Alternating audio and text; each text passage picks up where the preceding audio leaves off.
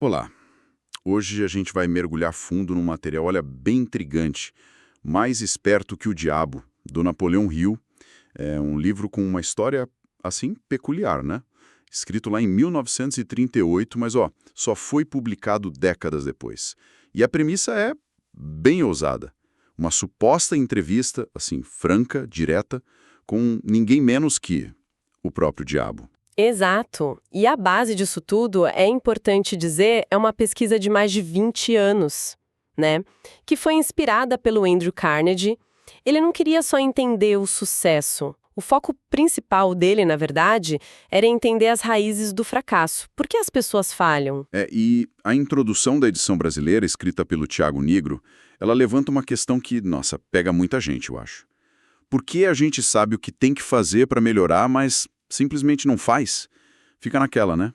E o Rio busca essas respostas justamente explorando essas ideias de dominação mental, de autossabotagem, tudo isso através dessa conversa, que é uma alegoria, claro. Então, a nossa missão aqui hoje é tentar desembaraçar essas ideias do Rio sobre medo, sobre propósito, esse conceito de alienação e essa figura do diabo como, tipo, a personificação dessas forças negativas que limitam a gente por dentro. Perfeito. Vamos tentar buscar os insights-chave aí, né? Como superar essas barreiras internas que ele descreve. Ok, então? Por onde a gente começa a desembrunhar isso? Bom, o ponto de partida é entender que o livro usa essa metáfora da entrevista para explorar conceitos psicológicos bem profundos, na verdade. O Hill deixa bem claro que o diabo não é um ser físico, com chifre, rabo, nada disso. Ele representa as nossas próprias tendências negativas, nossos medos e, o que é crucial para ele, a falta de um propósito definido na vida. Isso é o que ele vai chamar de alienação. Entendi. A tal da alienação. E a gente vai analisar também como o Hill descreve a descoberta do que ele chama de outro eu, que seria uma força interior, sabe? Que, segundo ele, a gente acessa principalmente em momentos de crise, de aperto mesmo. Vamos ver como ele conecta essa descoberta com a superação das adversidades e com o controle da própria mente. Aliás, isso foi algo que o próprio Carnegie previu que ia acontecer com o Hill durante a pesquisa. É verdade. E essa pesquisa foi gigantesca, né? O Carnegie insistiu para que o Hill analisasse milhares de pessoas consideradas fracassadas. Foram mais de 25 mil, se não me engano, e uns 500 bem-sucedidos. Porque o Carnegie tinha essa ideia de que se aprende mais sobre sucesso estudando o fracasso. E foi nesse contexto que ele previu essa descoberta do outro eu no Hill. Exatamente. E esse outro eu, olha, pode ser interpretado de várias formas. Pode ser a intuição, a resiliência, a força do subconsciente. É aquela nossa parte que emerge quando a gente é forçado a sair do trilho, sabe? A pensar diferente do habitual. O Hill mesmo relata ter acessado essa força justamente depois de umas crises pessoais bem intensas, o que acabou confirmando o que o Carnegie tinha dito. Essa força raramente aparece a não ser em emergências que forçam a gente a mudar hábitos e a pensar para achar uma saída. E ele descreve esses momentos de um jeito muito vívido, né? Teve uma crise financeira brutal lá em Columbus, em 1923. Ele conta que se sentiu completamente perdido, andando em círculo, sabe? Dominado pela indecisão. Ele usa a expressão acuado devido à falta de recursos e que ficava descartando todas as ideias que tinha, paralisado mesmo. É interessante notar essa descrição da paralisia mental que a indecisão e o medo causaram nele, né? A falta de clareza, essa sensação de estar perdido numa selva sem bússola. Isso ilustra muito bem o estado que ele depois vai definir como vulnerável ao diabo. E teve outra crise, talvez até mais assustadora. Foi depois do assassinato de um editor, o Don Mallet, lá em Canton, em 1926. O Hill estava associado a ele, né? E recebeu ameaças de morte porque eles estavam expondo corrupção. Ele teve que fugir, passou meses escondido, e descreve um medo constante que deixou ele numa letargia completa, sem coragem, sem iniciativa nenhuma. Aqui a gente vê o medo agindo de forma devastadora mesmo, destruindo a autoconfiança, a capacidade de agir. Ele descreve essa experiência como conhecer a dor do medo constante, diz que sentiu os nervos abalados. É um retrato muito forte do poder limitador do medo, que é um dos pilares da filosofia que ele apresenta. Mas aí vem a virada, né? Em Columbus, depois de muita angústia, ele conta que recebeu uma ordem interna, bem clara. Volte para casa e complete a filosofia. E mesmo sem dinheiro nenhum, na véspera de Natal, ele começou a escrever. Foi tipo a ativação desse outro eu. Esse momento é absolutamente crucial. Mostra essa passagem da paralisia para ação direcionada. Mesmo sem ter uma solução externa visível, né? A força interna, o outro eu, parece que assume o comando e dá uma direção clara. Faça isso. E na segunda crise, depois daqueles meses de medo paralisante, enquanto ele andava em círculos, perdido, perto de uma escola, veio a epifania. Uma voz interna que dizia: este é o seu período de teste, para que pudesse ser forçado a descobrir o seu outro eu. E, de novo, uma ordem interna: ir para Filadélfia. Lá ele receberia ajuda para publicar a filosofia dele. E o mais fascinante é a ação que vem depois, né? Mesmo sem dinheiro, contra toda a lógica aparente, ele pede dinheiro emprestado e vai. Se hospeda no melhor hotel da cidade, seguindo essas instruções internas. Isso demonstra uma fé inabalável que parece surgir junto com esse outro eu. O Hill argumenta que essa força guia, mas ela exige a ação alinhada.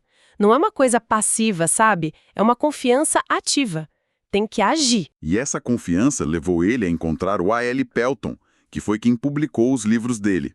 Isso reforça aquela ideia do Carnegie, né?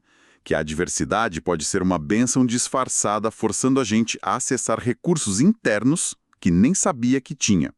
O próprio Hill diz que essas adversidades foram, no fim das contas, enriquecedoras e lucrativas. Sim, essa ideia da diversidade como catalisadora do crescimento, da descoberta do potencial interior, é um tema muito recorrente nele. A crise força a mente a trabalhar de maneiras novas, quebrando aqueles velhos padrões de pensamento que nos limitam. Agora, essa força que limita é justamente o que o Hill personifica na figura do diabo. Certo. Então, vamos entrar nessa figura. Como que o diabo é descrito na entrevista? Já falamos que não é um ser literal. Exato. Na alegoria do Hill, o diabo se descreve como energia negativa. Ele se apresenta como a contraparte negativa da energia positiva no universo. Diz que existe na natureza, tipo a porção negativa do átomo. E o ponto crucial, ele afirma que o habitat principal dele são as mentes das pessoas.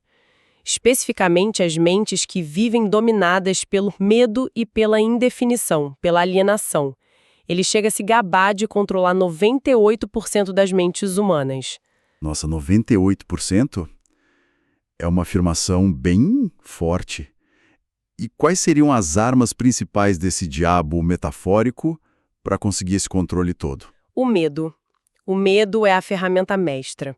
O Hill, falando pela boca do diabo na entrevista, lista 6 medos básicos que são usados para aprisionar as pessoas.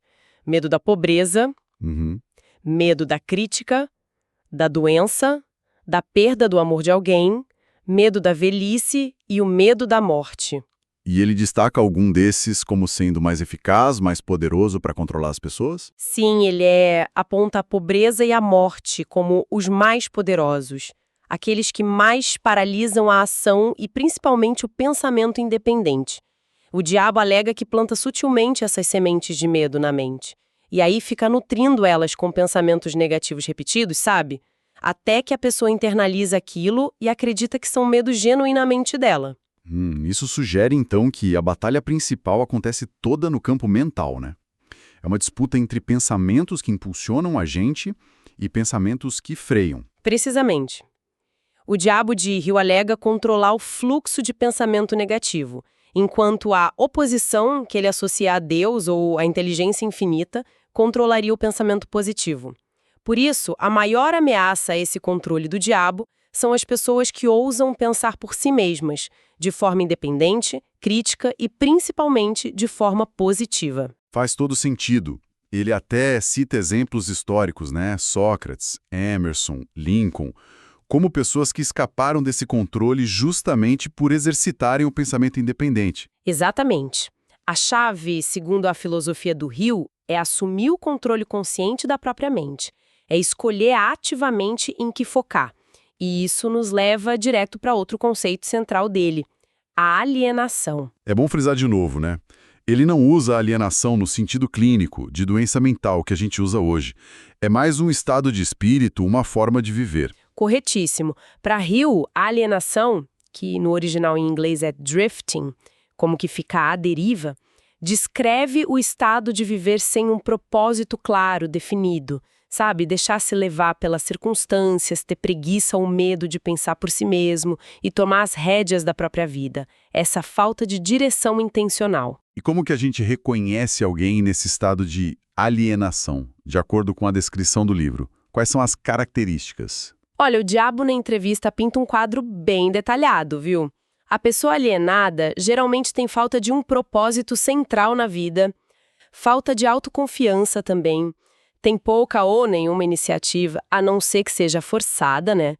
Tem muitas opiniões prontas, mas pouco conhecimento profundo, geralmente só repete o que ouviu por aí, reclama muito das situações, mas não age para mudar nada. Tende a ter um temperamento meio instável, pouca imaginação, uma personalidade meio sem brilho. Começa um monte de coisa, mas raramente termina alguma.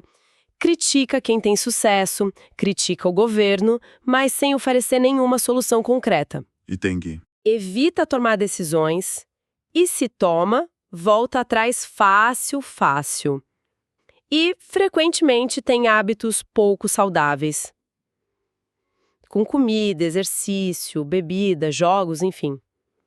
No fundo, é alguém que gasta uma energia danada para não ter que pensar criticamente, para evitar o esforço de pensar. É um retrato pouco lisonjeiro, de fato, mas que talvez, né, ressoe com algumas tendências que a gente observa por aí.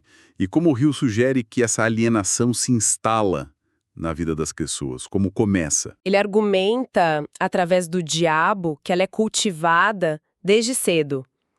Ele faz uma crítica forte ao sistema educacional por focar demais em memorização, em vez de estimular o pensamento crítico e a aplicação prática do conhecimento. E aponta também que pais, líderes religiosos, mesmo que bem intencionados, podem acabar instalando medo tipo o medo do inferno, por exemplo, e ensinar dogmas como verdades absolutas. Isso acaba desencorajando o questionamento e enfraquecendo a capacidade da criança de confiar no próprio raciocínio. Entendi. Então, essa falta de estímulo ao pensamento independente desde criança abriria as portas para essa alienação, digamos assim. Exatamente. E o diabo menciona especificamente 9 portas principais, ou fraquezas humanas, né? Pelas quais ele consegue acesso para instalar a alienação. A principal é o medo, claro. Mas também tem superstição, avareza, ganância, luxúria, vingança, raiva, vaidade e preguiça. Ele diz que prefere entrar enquanto a mente ainda é jovem, maleável e ainda não aprendeu a fechar essas portas com autodisciplina e propósito. Ok. Uma vez que a pessoa entra nesse estado de alienação, como que isso vira um padrão tão difícil de quebrar? É aí que o Hill introduz a tal da lei do ritmo hipnótico, né? O que seria isso exatamente? O ritmo hipnótico é descrito como uma lei natural, tipo a gravidade, sabe? E ela teria o poder de fixar os nossos hábitos, especialmente os hábitos de pensamento. É como se essa lei tornasse automáticos os padrões mentais que dominam a nossa mente. Aqueles pensamentos que a gente repete com frequência e que vêm carregados de emoção, seja ela positiva ou negativa. Entendi. Então, se alguém se permite alienar, ficar à deriva, pensando em medo, dúvida, escassez, essas coisas... O ritmo hipnótico gradualmente vai cristalizando esse padrão mental. Torna ele o modo padrão de operação daquela mente. E aí fica muito difícil sair desse ciclo. E segundo o Hill, uma vez que esse padrão está fixado, a mente passa a atrair circunstâncias e resultados que vibram na mesma frequência desse pensamento dominante. Funciona como um imã mental, então, que atrai mais do mesmo. Medo atrai medo, propósito atrai oportunidade. Essa é exatamente a analogia que o Hill usa. A mente vibrando em medo atrai situações de medo. Vibrando em propósito e fé, atrai oportunidades. E o ritmo hipnótico seria tipo a cola que fixa essa vibração dominante, seja ela qual for. Então, para visualizar, alienação abre a porta para pensamentos negativos ou indefinidos, e o ritmo hipnótico meio que tranca essa porta por dentro, mantendo a pessoa presa nesse padrão. É uma boa imagem. É uma ótima forma de visualizar assim. É um ciclo que se autoalimenta. A falta de propósito leva a pensamentos vagos ou negativos. A repetição desses pensamentos os transformam em hábitos mentais. Aí o ritmo hipnótico solidifica esses hábitos. E esses hábitos já consolidados dificultam ainda mais a pessoa definir um propósito e agir de forma positiva, o que reforça a alienação. E o Hill também ressalta muito o papel do ambiente nisso tudo. Se associar com pessoas alienadas reforça esses padrões através do ritmo hipnótico compartilhado, digamos assim. Ok, o diagnóstico é forte, bem forte, mas o livro não fica só nisso, felizmente, né? A própria confissão do diabo acaba revelando os antídotos, as saídas. Qual é o principal? O número 1. Sem dúvida nenhuma. Definição de propósito. Saber com clareza cristalina o que se quer da vida. Criar um plano para alcançar esse objetivo e focar nesse plano com uma persistência inabalável. O próprio diabo, na entrevista, admite que uma mente ocupada com um propósito definido é uma fortaleza impenetrável para ele. Não tem brecha. Esse é o ponto de partida, então. E quais são os outros princípios que o Hill apresenta como essenciais para essa liberdade mental, para escapar da alienação? Ele extrai 7 princípios dessa confissão do diabo. Vamos lá. O primeiro é a definição de propósito, que a gente já falou, é o mais crucial. Segundo, autodisciplina, que é o controle sobre si mesmo. Isso inclui controlar os apetites, comida, sexo e, olha que interessante, o impulso de ficar expressando opiniões não solicitadas ou negativas o tempo todo. É dominar os próprios pensamentos e emoções antes que eles te dominem. Faz sentido. Terceiro. As dificuldades não como fracassos finais, mas como desvios temporários e como fontes de aprendizado. É buscar aquela semente de benefício equivalente que ele fala em cada revés. Quarto, controlar as influências ambientais. Escolher conscientemente com quem você anda, com quem se associa. Buscar ambientes e pessoas positivas, que estejam alinhadas com seus objetivos. Aqui entra forte o conceito de mastermind dele, aquela aliança harmoniosa de mentes para um propósito comum. Quinto, tempo. Usar o tempo como um aliado, porque ele tanto pode fixar os hábitos negativos pelo ritmo hipnótico, como pode ser usado para desenvolver sabedoria, persistência e alcançar as metas. O tempo acaba testando a sua definição de propósito, né? Sexto. Sexto, a harmonia. Buscar equilíbrio interno, entre mente e corpo, e externo, nos relacionamentos. Agir em harmonia com as leis naturais, mantendo pensamentos e ações positivas. A discórdia, seja interna ou externa, abre brechas para o negativo entrar. E o sétimo e último? Sétimo, cautela, que é basicamente pensar antes de agir. Planejar os movimentos com cuidado, especialmente as decisões importantes e as associações que você faz. Evitar a impulsividade que é baseada em emoções do momento ou em falta de informação. Olhando para esses 7 princípios, nossa, parece que a essência da batalha interna que o Hill descreve é mesmo entre fé e medo, né? A fé no próprio propósito, na capacidade de superar, como a arma principal contra esse diabo interior, que no fundo é o medo e a dúvida. Lembrei agora daquela citação inicial do livro, que é bem forte. Medo é a ferramenta de um diabo idealizado pelo homem. A fé inabalável em si mesmo é tanto a arma que derrota esse diabo, quanto a ferramenta que o homem utiliza para construir uma vida de sucesso. Bate certinho. Exatamente essa a polaridade central. E aquela história Cherokee dos dois lobos que ele menciona no epílogo ilustra isso perfeitamente, né?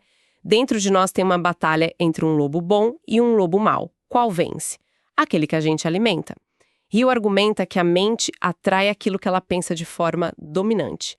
A chave, então, é tomar as rédeas desse processo mental, assumir o volante. Assumir o controle consciente. Sim, escolher deliberadamente a fé em vez do medo, a definição de propósito em vez da alienação. E o que é fascinante, usar a própria lei do ritmo hipnótico a seu favor. Como assim usar a lei a favor? Fixando conscientemente hábitos de pensamento positivos e construtivos, através da repetição deliberada e da emoção positiva como entusiasmo, desejo ardente pelo seu propósito. A oração para o Hill se encaixa aqui não como uma súplica passiva, sabe? Mas como um desejo focado, definido, persistente e que está alinhado com a ação. É um direcionamento ativo da mente. Usar a lei para fixar o que te fortalece. Uau! Que mergulho intenso mesmo. Então, recapitulando rapidinho. Mais esperto que o diabo basicamente nos confronta com essa ideia de que a falta de um propósito claro, a tal da alienação e o domínio do medo, deixam a gente muito vulnerável a essas forças negativas, sejam internas ou externas, que ele personifica no diabo. Exato.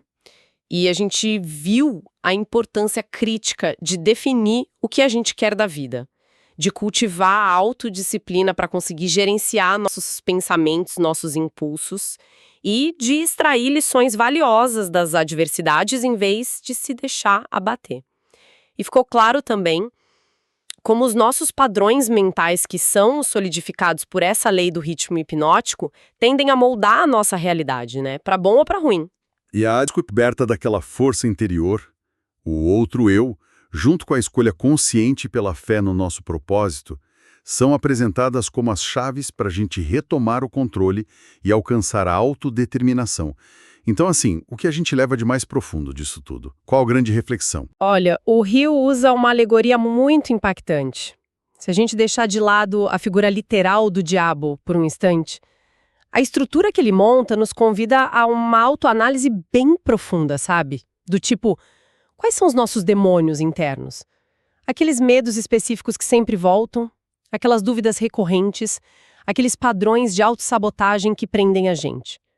Como que a nossa própria indefinição, ou até a preguiça de pensar, nos deixa à deriva, suscetíveis a influências que a gente nem quer na nossa vida? É uma pergunta forte. E talvez a reflexão mais instigante ainda seja, se a gente aceitar, mesmo que como hipótese, a premissa da lei do ritmo hipnótico, que nossos padrões mentais habituais se fixam e atraem realidades correspondentes, como é que a gente pode usar essa lei de forma consciente, deliberada, a nosso favor? Como podemos, ativamente, construir e solidificar os hábitos de pensamento, as crenças e a mentalidade que estejam alinhadas com os nossos objetivos mais elevados, em vez de só deixar essa lei nos prender onde a gente não deseja estar? Fica essa provocação, né? Com certeza. Fica a provocação sobre o poder imenso e também a responsabilidade inerente que a gente tem sobre o direcionamento da nossa própria mente. No fim das contas, o campo de batalha e a chave da liberdade está tudo dentro de nós mesmos.